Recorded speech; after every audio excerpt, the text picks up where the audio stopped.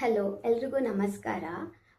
ಈ ಸಮ್ಮರಲ್ಲಿ ನಮ್ಮ ಬಾಡಿಯನ್ನು ಪ್ರೊಟೆಕ್ಟ್ ಮಾಡ್ಕೊಳ್ಳೋದು ಅಥವಾ ನಮ್ಮ ಬಾಡಿಯನ್ನು ಕೇರ್ ಮಾಡೋದು ಒಂದು ದೊಡ್ಡ ಚಾಲೆಂಜಿಂಗ್ ಆಗಿದೆ. ಯಾಕಂದರೆ ಬಿಸಿಲು ಆ ಲೆವೆಲಲ್ಲಿದೆ. ಒಂದು ಸನ್ಲೈಟ್ ತುಂಬ ಹಾರ್ಶ್ ಆಗಿದೆ. ಸೊ ನಾವು ನಮ್ಮ ಬಾಡಿಯನ್ನು ಯಾವ ರೀತಿ ಕೇರ್ ಮಾಡ್ಕೊಳ್ಬೇಕು ಅಂತ ನಾನು ಈ ವಿಡಿಯೋದಲ್ಲಿ ಹೇಳ್ತೇನೆ.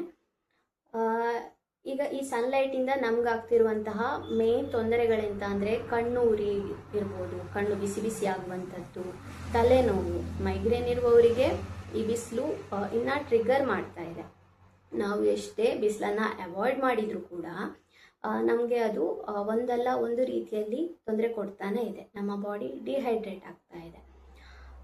ನಾವು ಬಿಸಿಲಿಗೆ ಹೋಗದೆ ಬಿಸಿಲನ್ನು ಅವಾಯ್ಡ್ ಮಾಡ್ತಿರ್ಬೋದು, ಅಥವಾ ಬಿಸಿಲಿಗೆ ಹೋಗ್ತಿದ್ರು ಸನ್ ಗ್ಲಾಸ್, ಸ್ಕಾರ್ಫ್ ಎಲ್ಲ ಹಾಕ್ಕೊಂಡು ಹೋಗ್ತಿರ್ಬೋದು.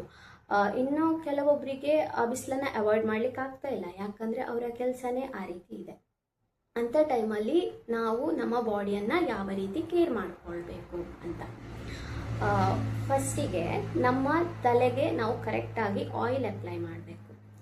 ಆಯಿಲಲ್ಲಿ ನಾವು ಕ್ಯಾಸ್ಟರ್ ಆಯಿಲ್ ಅಂದರೆ ಹರಳೆಣ್ಣೆ ತಗೊಳ್ಬೋದು, ಇಲ್ಲಾಂದರೆ ಎಳ್ಳೆಣ್ಣೆ ತಗೊಳ್ಬೋದು. ಅದು ಇಲ್ಲಾಂದರೆ ಹಳೆ ತುಪ್ಪ, ಒಂದು 5-6 ವರ್ಷ, 10 ವರ್ಷದೆಲ್ಲ ಹಿಂದಿನ ತುಪ್ಪ ಇದ್ದರೆ ಅದು ಬೆಸ್ಟ್. ಅದನ್ನು ತಗೊಳ್ಬೋದು. ಅದನ್ನು ನಾವು ನಮ್ಮ ತಲೆಯ ಫ್ರಾಂಟಲ್ ರೀಜನ್ ಅಂದರೆ ಇಲ್ಲಿಗೆ ಅಪ್ಲೈ ಮಾಡಬೇಕು ಮೇಯ್ನಾಗಿ. ಆಮೇಲೆ ಫುಲ್ ತಲೆಗೆ ಅಪ್ಲೈ ಮಾಡಬೇಕು. ಅಪ್ಲೈ ಮಾಡಿ ಒಂದು ಚೆನ್ನಾಗಿ ಮಸಾಜ್ ಕೊಟ್ಟರೆ ಆಯಿತು. ಅದು ಒಂದು ಮಾಡ್ಬೋದು.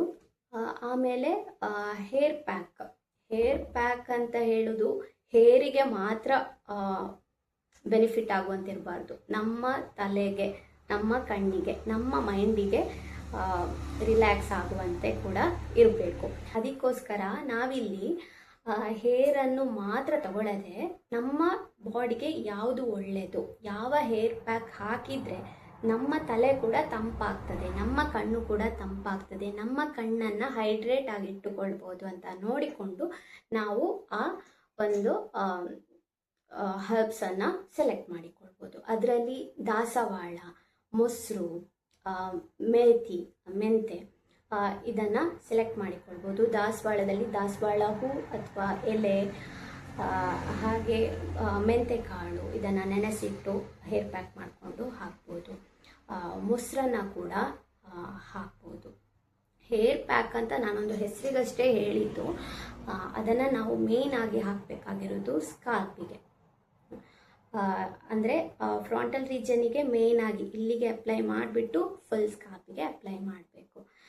ಇದರಿಂದ ನಮ್ಮ ಕಣ್ಣನ್ನು ಕೂಡ ನಾವು ಹೈಡ್ರೇಟ್ ಆಗಿ ಇಟ್ಟುಕೊಳ್ಬೋದು. ಇನ್ನು ಮುಳ್ಳು ಸೌತೆಯನ್ನು ಕಟ್ ಮಾಡಿ ಕಣ್ಣಿಗೆ ಇಟ್ಕೊಳ್ತಾರೆ, ಅದು ಕೂಡ ಮಾಡ್ಬೋದು. ಐಸ್ ಪ್ಯಾಕನ್ನು ಇಟ್ಕೊಳ್ಬೋದು. ಪ್ಯಾಕ್ ಎಲ್ಲ ಮಾಡಿ ಹಾಕುವಷ್ಟು ಟೈಮ್ ಇಲ್ಲ ಅಂತಾದರೆ ನಮ್ಮ ಹೆಡ್ ವಾಶ್ ಮಾಡುವಾಗ ನಾವು ಅಕ್ಕಿ ತೊಳೆದ ನೀರು, ಇಲ್ಲಾಂದರೆ ಮೆಂತೆ ನೆನೆಸಿಟ್ಟಂತಹ ನೀರು, ಇಲ್ಲಾಂದರೆ ದಾಸವಾಳ ಹೂ ಅಥವಾ ದಾಸವಾಳ ಎಲೆಯನ್ನು ಸ್ಕ್ವೀಸ್ ಮಾಡಿದಾಗ ಅದರಲ್ಲಿ ಎಕ್ಸ್ಟ್ರಾಕ್ಟ್ ಬರ್ತದಲ್ಲ, ಅದನ್ನು ನೀರು ಜೊತೆ ಮಿಕ್ಸ್ ಮಾಡಿಕೊಂಡು ಅದರಿಂದ ಕೂಡ ವಾಶ್ ಮಾಡ್ಬೋದು. ವಾಶ್ ಮಾಡೋದು ಯಾವಾಗ ಅಂದರೆ ನಾವು ಫಸ್ಟ್ ಆಯಿಲೆಲ್ಲ ಅಪ್ಲೈ ಮಾಡಿ ಶ್ಯಾಂಪು ಎಲ್ಲ ಹಾಕಿ ಹೇರ್ ವಾಶ್ ಮಾಡ್ತೀವಲ್ಲ, ಅದಾದ ನಂತರ ಲಾಸ್ಟಿಗೆ ಈ ಅಕ್ಕಿ ತೊಳೆದ ನೀರು, ಇಲ್ಲಾಂದರೆ ಮೆಂತೆ ನೀರು, ದಾಸವಾಳ ಇದು ಎಕ್ಸ್ಟ್ರಾಕ್ಟ್ ಅದನ್ನು ಹಾಕ್ಕೊಂಡು ವಾಶ್ ಮಾಡುವಂಥದ್ದು. ನಾನು ಇವಾಗ ಹೇಳಿದ ಮೆಥಡ್ಸಲ್ಲಿ ನಮ್ಮ ಕಣ್ಣನ್ನು ಹೈಡ್ರೇಟ್ ಮಾಡಲಿಕ್ಕೆ ಕೂಡ ಇನ್ಕ್ಲೂಡ್ ಆಗಿತ್ತು. ಅದರಲ್ಲಿ ಇನ್ನೊಂದು ಬೆಸ್ಟ್ ಆಪ್ಷನ್ ಅಂತ ಅಂದರೆ ಕೊತ್ತಂಬರಿಯನ್ನು ನೆನೆಸಿಟ್ಟ ನೀರು, ಕೊತ್ತಂಬರಿ ಕಾಳು, ಅದನ್ನು ನೆನೆಸಿಟ್ಟಂತಹ ನೀರನ್ನು ಐ ಡ್ರಾಪ್ ರೀತಿಯಲ್ಲಿ 2 ಕಣ್ಣಿಗೂ ಡ್ರಾಪ್ಸ್ ಹಾಕುವಂಥದ್ದು. ಐ ಡ್ರಾಪ್ ಹಾಕುವಾಗ ನೋಡ್ಕೊಳ್ಬೇಕು, ಯಾವುದೇ ಕಸ ಏನೂ ಇರಬಾರ್ದು. ಕ್ಲೀನಾಗಿದ್ದಂತಹ ನೀರಲ್ಲಿ ನೆನೆಸಿಟ್ಟುಕೊಂಡು ಐ ಡ್ರಾಪ್ಸ್ ರೀತಿ ಯೂಸ್ ಮಾಡಿಕೊಳ್ಳುವಂಥದ್ದು. ಇನ್ನು ನಮ್ಮ ಬಾಡಿಯನ್ನು ನಾವು ಹೈಡ್ರೇಟ್ ಆಗಿಟ್ಟುಕೊಳ್ಳಿಕ್ಕೆ ನಮ್ಮ ಬಾಡಿಗೆ ಅಗತ್ಯವಿದ್ದಷ್ಟು ನೀರು ಹಾಗೆ ಫ್ರೂಟ್ಸನ್ನು ಕೂಡ ಇಂಟೇಕ್ ಮಾಡಬೇಕು. ನೀವು ಯಾವ ರೀತಿ ನಿಮ್ಮ ಬಾಡಿಯನ್ನು ಕೇರ್ ಮಾಡ್ತಾ ಇದ್ದೀರಾ, ಯಾವ ರೀತಿ ಹೈಡ್ರೇಟ್ ಆಗಿ ಇಟ್ಕೊಳ್ತಾ ಇದ್ದೀರಾ ಅಂತ ಕಮೆಂಟ್ ಸೆಕ್ಷನಲ್ಲಿ ಕಮೆಂಟ್ ಮಾಡಿ.